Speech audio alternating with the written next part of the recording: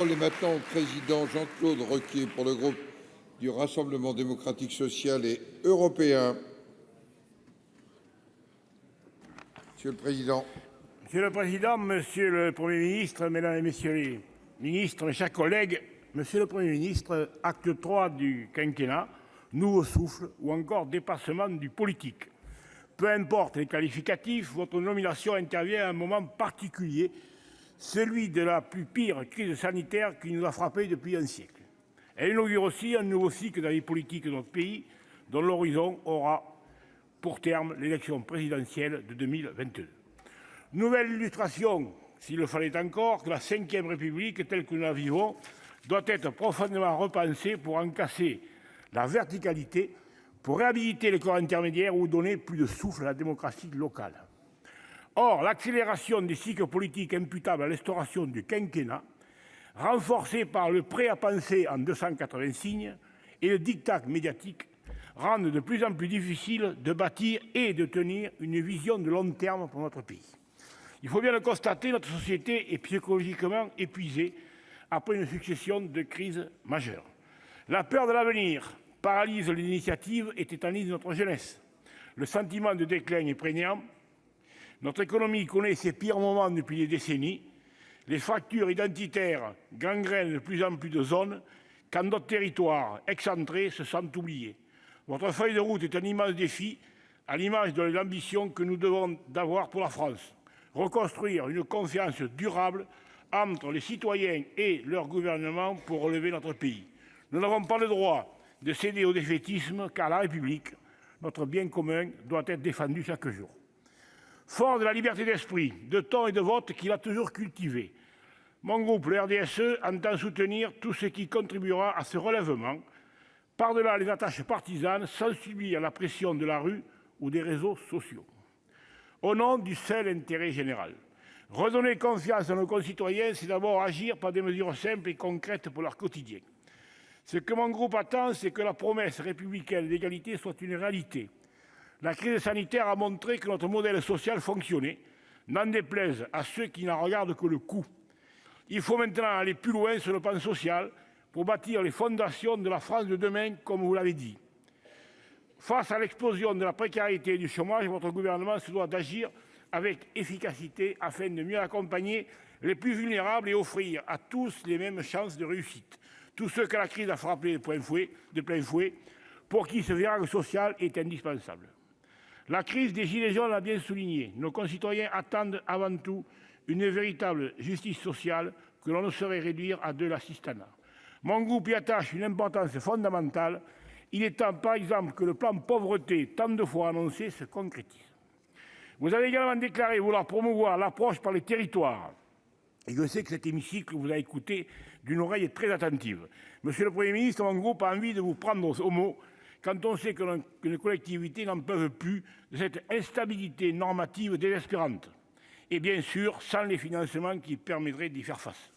Pourtant, la crise sanitaire a révélé des formidables initiatives des élus locaux, avec très souvent des préfets pleinement investis pour les soutenir. Allons plus loin pour une organisation encore plus vertueuse, avec une déconcentration, d'abord soucieuse de l'efficacité et de ses spécificités locales, plutôt que d'en référer en permanence à Paris.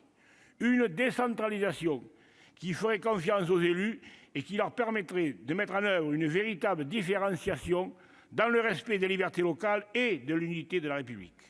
La réalité est tout autre. Nous le constatons quand nous croisons dans nos territoires beaucoup de souffrance et d'incompréhension du fait de l'abandon de l'État. Dans les zones rurales enclavées, qui subissent les fermetures de services publics. Dans les zones urbaines, victimes de retards économiques et sociaux accumulés. Dans les zones périurbaines, indispensables pourvoyeuses de main-d'œuvre, mais toisées par des métropoles devenues inaccessibles sur tous les plans. Monsieur le Premier ministre, mon groupe est totalement investi pour défendre la dignité de nos compatriotes. Il ne saurait exister de citoyens de seconde zone, de second rang, du fait de leur lieu de résidence. C'est d'ailleurs pour cela que nous avons proposé la création de l'Agence nationale de la cohésion des territoires, avec comme ambition de créer un outil au service de toutes les collectivités.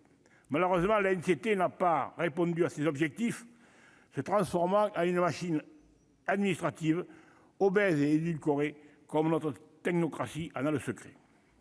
L'égale dignité de nos concitoyens, c'est encore assurer le désenclavement de certains territoires pour lesquels une ligne aérienne ou une desserte ferroviaire sont indispensables au plan économique. Nous comptons sur vous pour soutenir les collectivités et garantir le respect des obligations de service public des opérateurs, je pense en particulier à l'aérien. Vous avez aussi annoncé vouloir réhabiliter les trains de nuit des petites lignes et de frais ferroviaires. Nous ne pouvons qu'approuver, à la condition toutefois qu'il ne s'agisse pas de promesses non suivies d'actes. Il en va de l'attractivité, voire de la survie de nombreux territoires. Cela vaut tout autant pour le numérique, alors que la crise sanitaire a révélé de profondes inégalités en la matière. Mon groupe travaille en particulier pour que l'accès au très haut débit soit une réalité partout, mais aussi pour que la lutte contre l'illectronisme devienne une grande cause nationale, à la suite des travaux de la mission d'information dont nous sommes à l'origine. Cela vaut encore en matière d'écologie, avec des défis immenses qui nous attendent et pour lesquels nos concitoyens sont prêts à changer leurs habitudes. Cela suppose toutefois de ne pas enfermer l'écologie dans une approche punitive qui aggraverait les fractures sociales ou territoriales et servirait de prétexte à entraver le projet technologique. Monsieur le Premier ministre, si mon groupe cultive la liberté de vote, il ne transigera jamais avec la défense de la laïcité. Vous avez raison de dire, je vous cite, que la République, c'est la laïcité comme valeur cardinale, comme fer de lance de la société.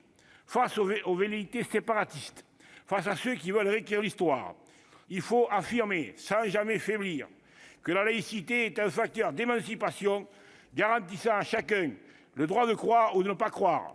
Aucune religion, aucune communauté ne peut revendiquer sa supériorité à la loi commune. C'est bien pour cela que la laïcité contribue à la concorde civile et à l'unité de la nation, car elle rend les citoyens égaux devant la loi et la dignité.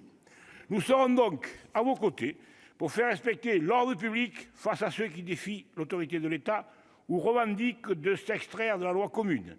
Il est encore temps d'agir avec force. La situation est grave, chacun le sait, mais nous devons nous réunir pour faire en sorte que la République demeure une et indivisible. Monsieur le Premier ministre, vous êtes présenté comme un homme de dialogue et de concertation. Nous espérons qu'avec votre gouvernement, vous appliquerez à la lettre cette méthode dans vos rapports avec le Parlement et le Sénat en particulier. Pour l'heure, et dans sa diversité et sa liberté, le groupe RDSE continuera à placer l'intérêt général de notre pays par-dessus toutes les contingences partisanes.